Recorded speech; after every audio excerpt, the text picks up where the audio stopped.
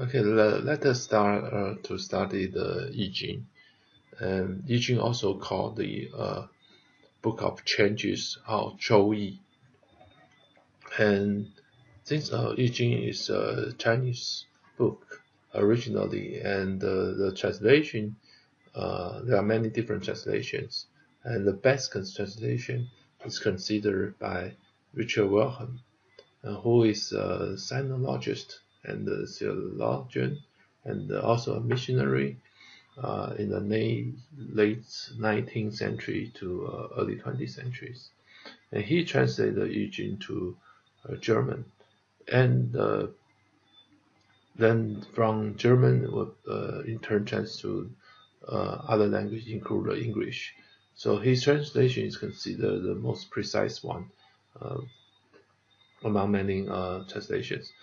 And he's a good friend of Swiss psychiatrist Carl Jung Runge, and the Runge also get a great influences from Richard Wilhelm, and become a I-Ching expert in the later part of his life. And Wilhelm's son, Helmut Wilhelm, was also a sinologist, and he was a professor of Chinese literature at the University of Washington in United States. So for this study, we actually we're going to have 4 parts. The first part will have introduction of the foundation of I-Ching. Then the second part will be on the I-Ching's image and the number, to study the image and number and relationship and the special property of the image and number. And the third part is divination method and the divination analysis, because I-Ching was a book for, in ancient China, was a book for the divination, to get answer from the text or from the image. So we have, and there are many different methods for divination on I-Ching, and they each have a different property. So we have a probability of the I-Ching's divination analysis. And the very last part will be the hexagram and the Yao, which is line discussion, because the philosophic part of I-Ching is take time to consider and think. So we have last time for that hexagram and lines discussion. So here we start with the fundamentals. Within the fundamentals, we have the following topics. Firstly, the origin of I-Ching, where the I-Ching comes from. Secondary, there are different ways to study I-Ching, and also we have 10 books, or we say 10 wings, or 10 commentaries to explain the origin of the I-Ching text. Original I-Ching text is really just a very small book, but there are 10 books to get commentary on that origin, the core of the I-Ching. And we also want to give you an introduction on this I-Ching's philosophy, which include 三义五行, 3 qualities, and 5 elements, and also some frequently used terms, and also very important philosophy and the terms in I-Ching, which are the polarities, 两仪, 4 dualities, 四象, and 8 trigrams, 八卦. And in the end, we'll introduce a very simple divination method, just using 3 numbers to ask questions, and each we get the answer from the I-Ching text, and it probably just take 10 10 minutes, and you can learn a very simple divination. So let's get started with the origin of I-Ching. Speaking of I-Ching, we have to look into the Chinese history. That's also I-Ching history. In ancient China, they have 3 sovereigns and 5 emperors, San Huang Di, and up to the Xia dynasty and the Shang dynasty. And during that period of time, the whole Chinese society are tribal society. The tribal society, 部落社会, is based on the winner will takes all, and the loser will become slave. So it's not really uncertain on many things. So in that case, many people try to use divination to predict the future and to see what will going on next. And so the many divination technique that come at that time. Now up to the Zhou dynasty is in fact the West Zhou, Xizhou. Then the feudal patriarchal system is established. 封建宗法制度 is established, and it was said the Zhou Yi was written at that period of time. And then the idea of the I-Ching or Zhou Yi is based on inside to outside, 修身齐家, 治国平天下, from self-discipline, and you get a harmonic family, and eventually you have the ability to ruling the nation. So it's from inside, personal inside, and to outside to service the nation and the society. So that idea was basically founded in the West Zhou. Then to war state period, which is 三国时代. Then Confucius write 10 winds. Actually, we'll talk about the 10 winds and the original later. But Confucius basically and his student write the 10 winds or 10 commentaries to interpret the Zhou Yi. So that's pretty much the main body of I-Ching was written at that period of time. However, at the same time, not just the I-Ching, there are many different school of thought. We say the 100 school of thoughts, 百家 philosophy to face on all kind of complicated situation. And up to the Han dynasty, and that was the Confucianism only, 独尊儒家, and that just keep up to the following dynasty, Song, Ming, even the Qing dynasty. The Confucianism basically is a leading thought of Chinese life. So I-Ching also was known as classic of change, or book of change. So the major idea is change, and the Zhou Yi or I-Ching, and basically is one of the oldest Chinese classic texts.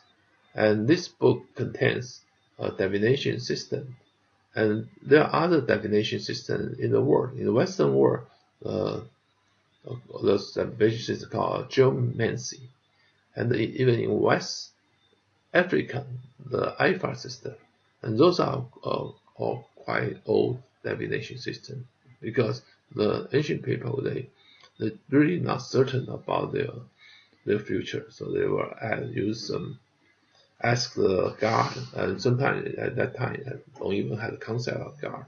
They ask the heaven to show them some guidance.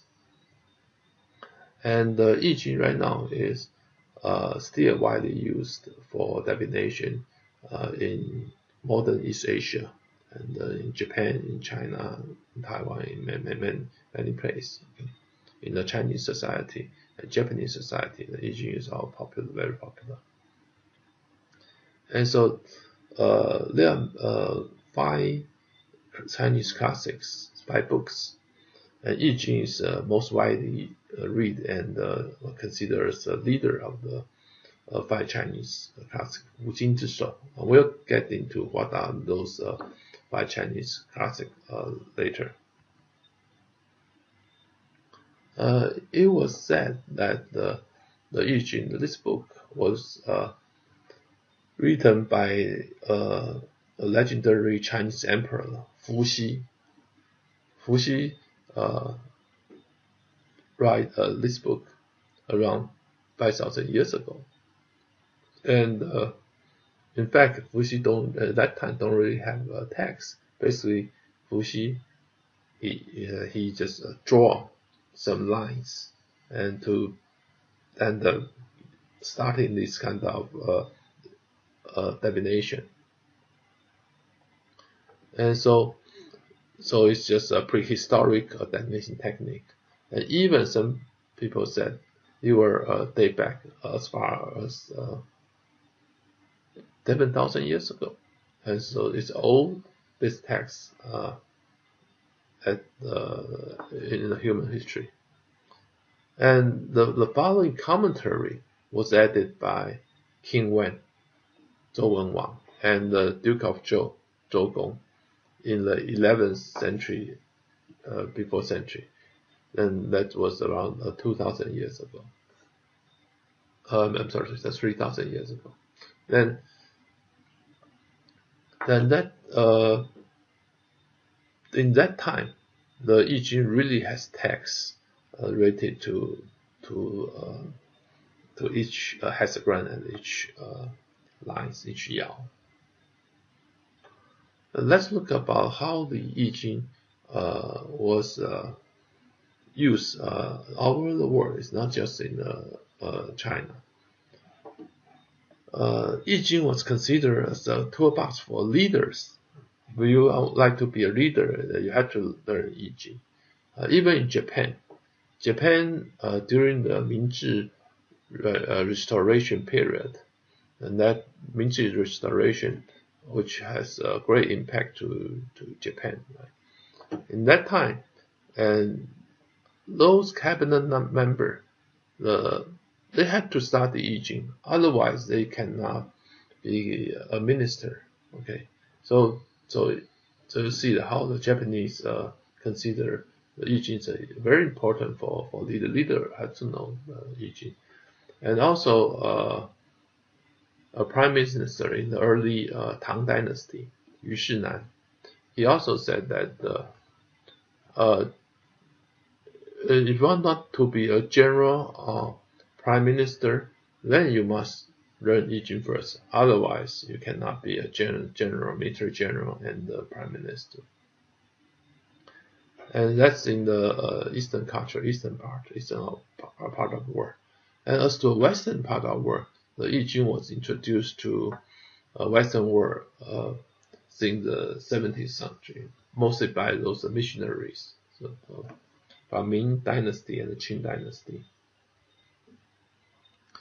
And as the time I-Ching was introduced to Western culture, and also a very important person there in Western world, Leibniz, and the father of the calculus and the modern algebra. And Leibniz basically who developed the binary number system. And when he saw his friend, French missionary Bouvet, he sent him the hexagram chart, the I-Ching's images, and Leibniz discussed with Bouvet, and they conclude that the hexagram was the earliest binary number. So binary number in Western world, it was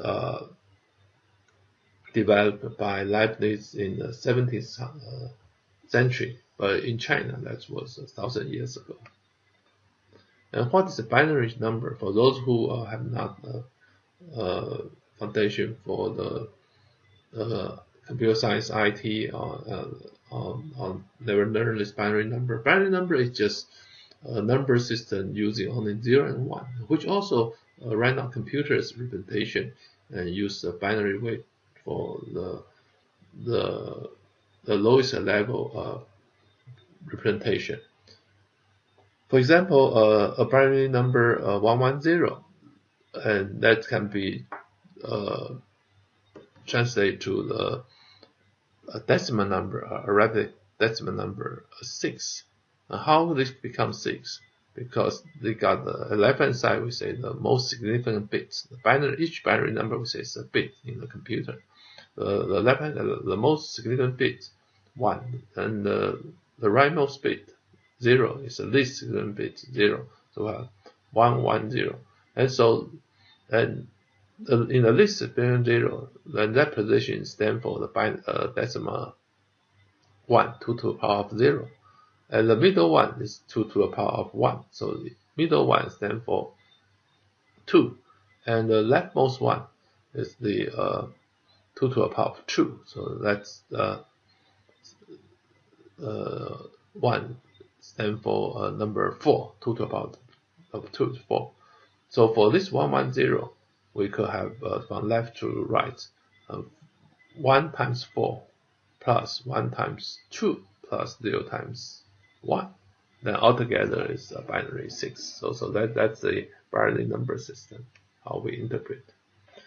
And the Leibniz read the hexagram has a little bit different from the way traditional I-Ching or traditional Chinese reading this hexagram. So the binary number is a little bit. So basically, the conceptually they are same. However, the order they are different. But if you want to make calculation, that'll be different. But if you want to make deviation, as long as you follow your way to interpret, then that'll be fine. Okay. So Leibniz read the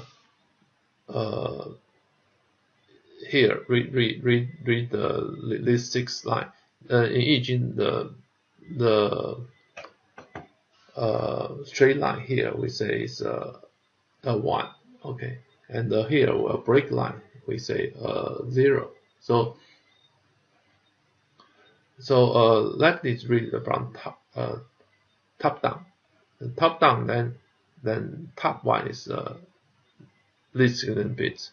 So it's 1 0 1 0 1 0. Okay.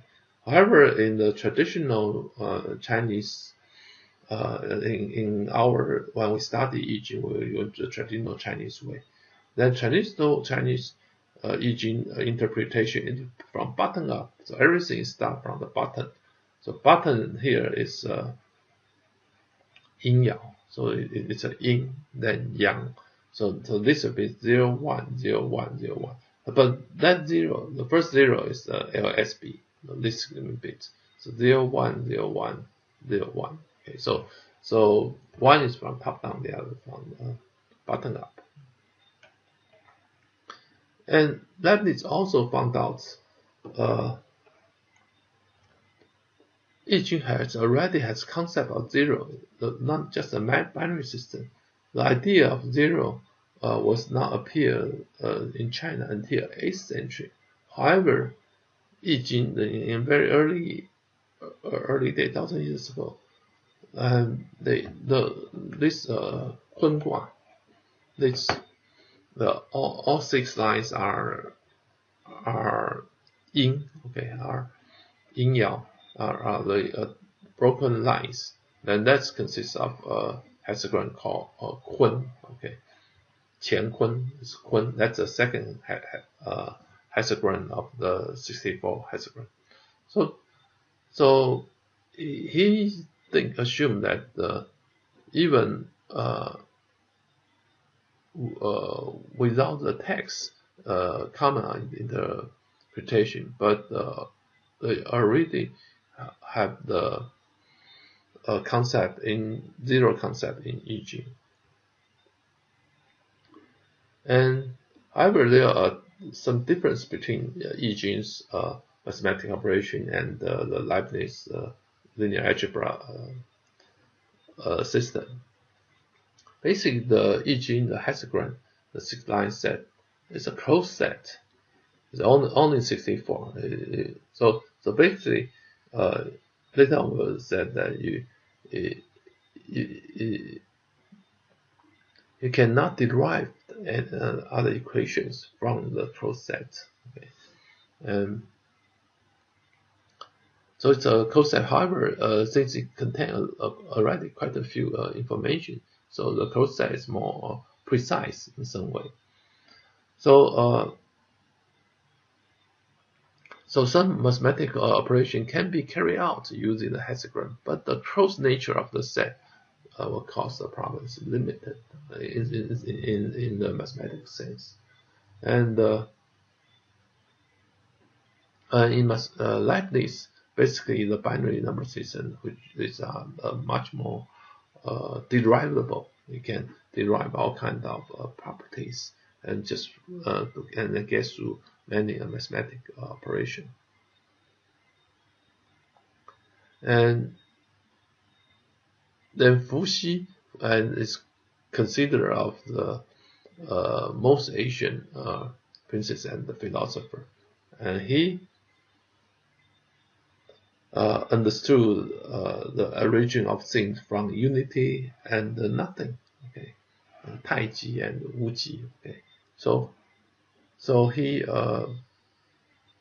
kind of derived this kind of representation of binary representation, then and get the 0 and 1 representation as the foundation of the future I-Ching.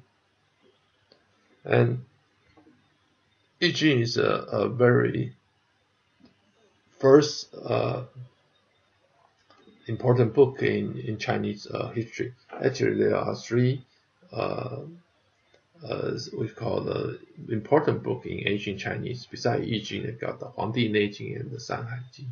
So originally it's for divination, and later on I-Ching become a foundation in many Chinese areas, like Chinese society, include the military, medicine, arithmetic, literature, music, arts, and the military, martial art, and so on.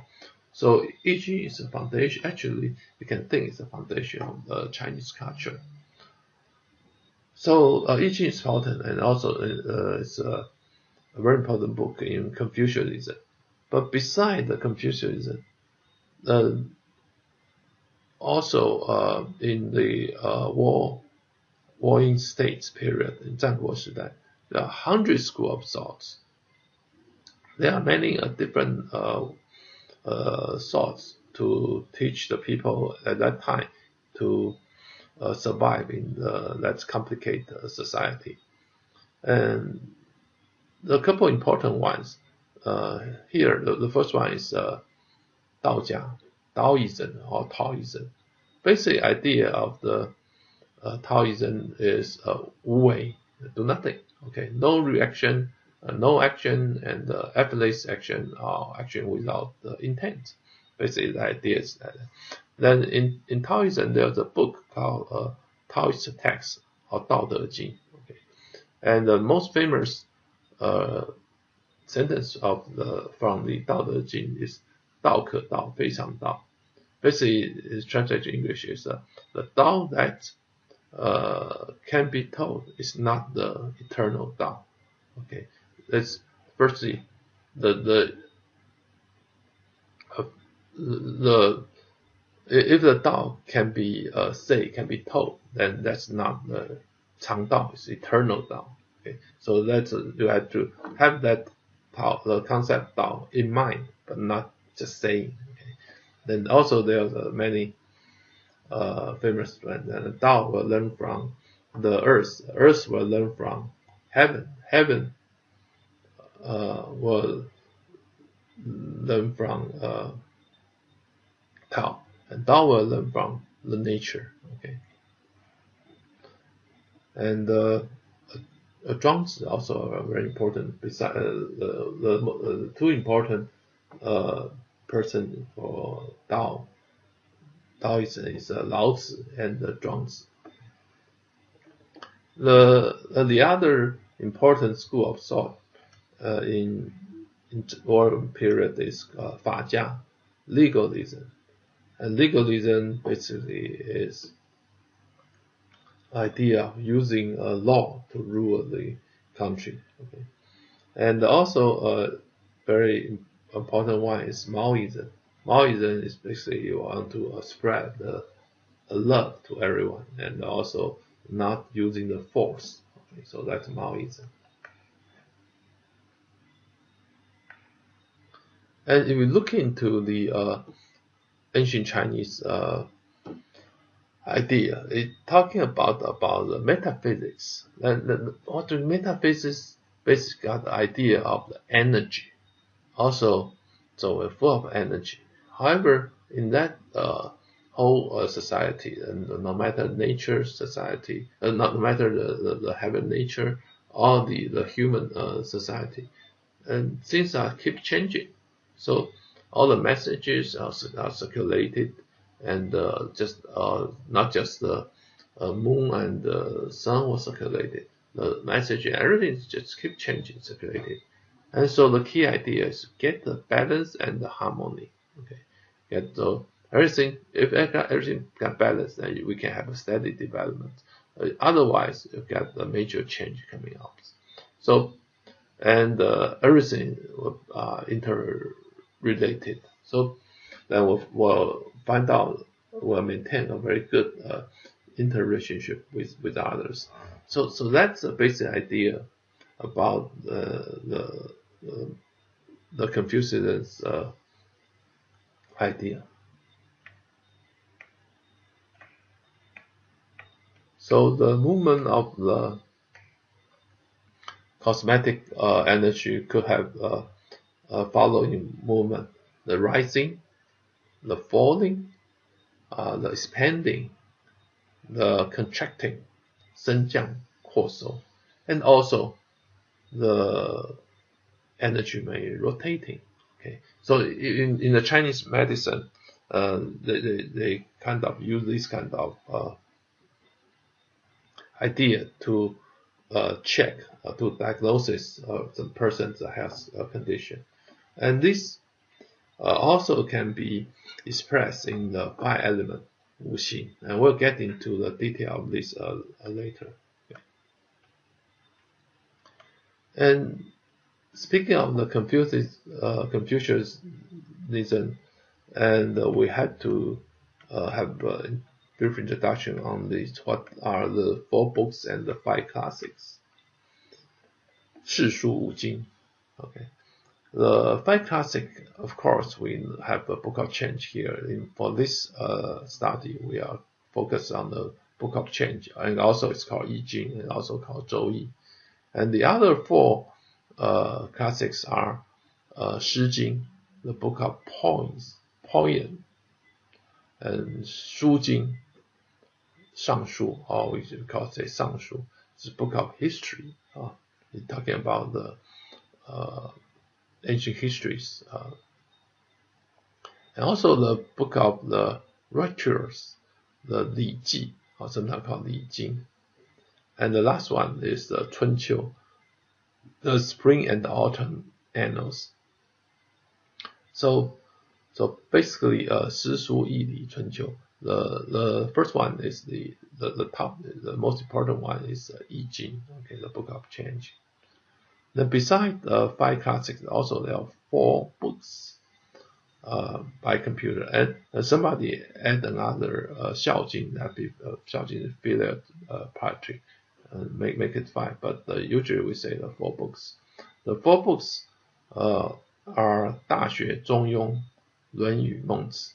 The 大学, the great learning, 中庸, the doctrine of the mean, and 论语, Analects, 孟子, the book of measures. Within these 4 books, we should pay more attention on the 中庸, the doctrine of the means. In a famous philosopher, Zhao Xun, he said I-Ching and the 中庸, the doctrine of means, they are complemented each other. I basically is internal representation, and 中庸basically is external representation. So the internal model will be established by I, but the representation to outside, then that will be illustrated in 中庸. Okay, so that is the 4 books and the 5 classics. So here we have a quick overview of I-Ching. Just now we provide some quick background of the I-Ching, but here's a quick overview. And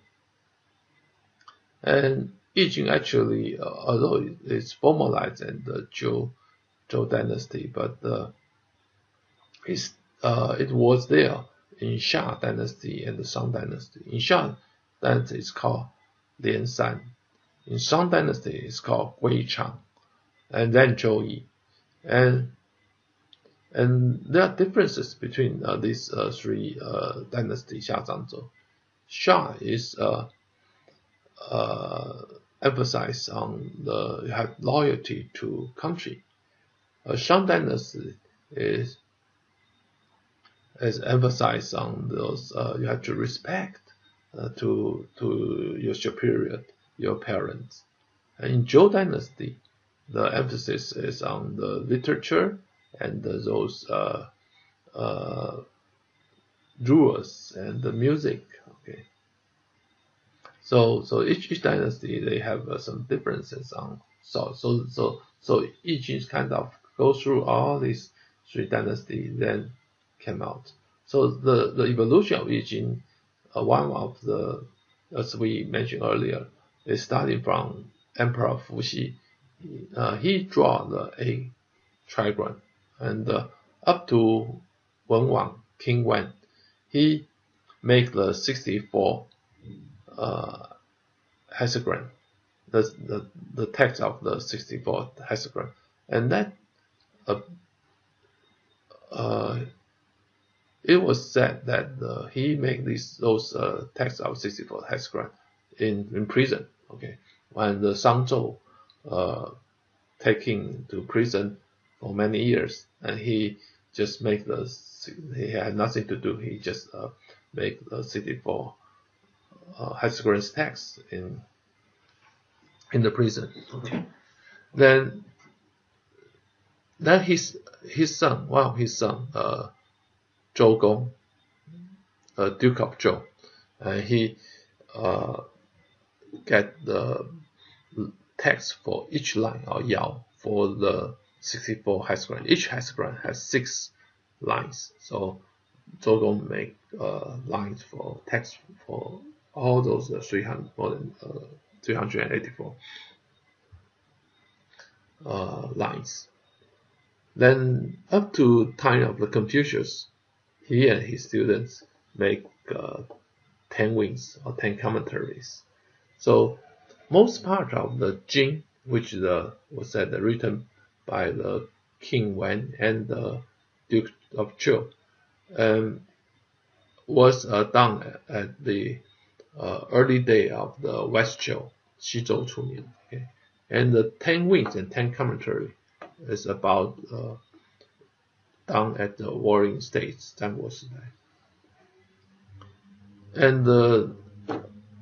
earlier we said that in I-Ching philosophy there are 3 qualities of I-Ching, and it's called 三义, yi jian, 变异, 不一. This is by the Heinz philosopher Zheng Xuan, and this 3 quality of I, we'll get into that later as well. But let's look at this term here first. 简易 or 易简 is simplicity, that's 易简, and 变异 is changing, 不易 that's consistency. So these three concepts actually are core concept of the I-Ching. Although so that's actually a three the interpretation of the character E from three different aspects, from three different viewpoints. And if we get to the 10 wings, although we say 10 commentaries, but it's actually just 7 books. 3 of those books, they have upper half and the lower half, like the Tuan, Xiang, Xi. And those 3 have upper parts and lower parts, and have the other 4 only just go through just a single book. And we'll get into a little bit more detail on these 10 wings just in later slides. So if we say that again, it's I-Ching the Fuxi draws the 8 trigrams, also called Ba Gua. The Ba Gua is 8 trigram and figures, and that's foundation of, and it's also sometimes we call the Pakua is Ba Gua, or Bakua Ba Gua. The bar means 8, the Gua means figure or images, and so that's a fundamental of the nature and the energy moving. And the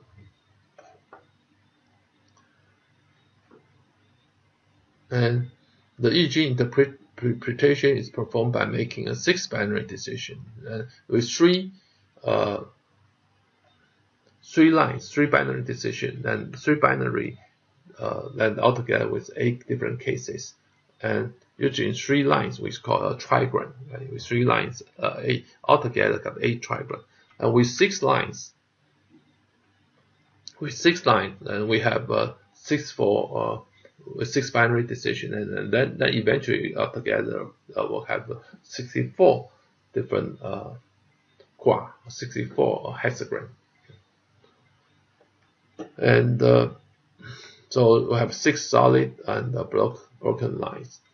Traditionally, the divination was by tossing the yarrow stalks or coins, and we'll get into the divination techniques. We'll analyze the probability of all those divination algorithms later. Okay. And Confucius also said I-Ching, although I-Ching is powerful, but I-Ching is sometimes not easy for the young people. And he as in the 论语, he does a sentence said that if some years were added to my life, I will give 50 to the study of the I, and the mind then escaped falling into great error. 假我1年52学艺，可以无大过. So if you learn the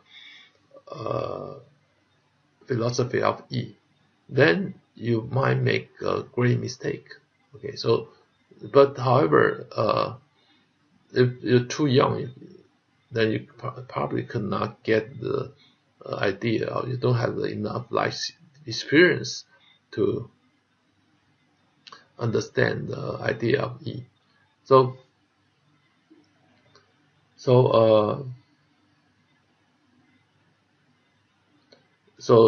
he started, Confucius started to study I actually after he returned from his long and painful wanderings among the states.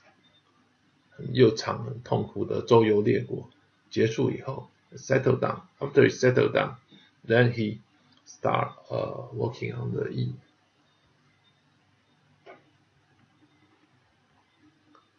So basically, the fundamental idea of I is from the relationship, a change relationship between passive yin and active yang energy flow. the flow, the energy flow, maybe in heaven, human, earth, so in the nature and also in the human society, we all have energy flow, and the yin yang just keep changing. The yin is a solid line, yang is I'm sorry, the yin is a broken line, the yang is a solid line. Okay. So that's pretty much conclude our origin of the I-Ching. And for the next topic, we'll start introduce the 10 commentaries. Okay, so let's take a break here.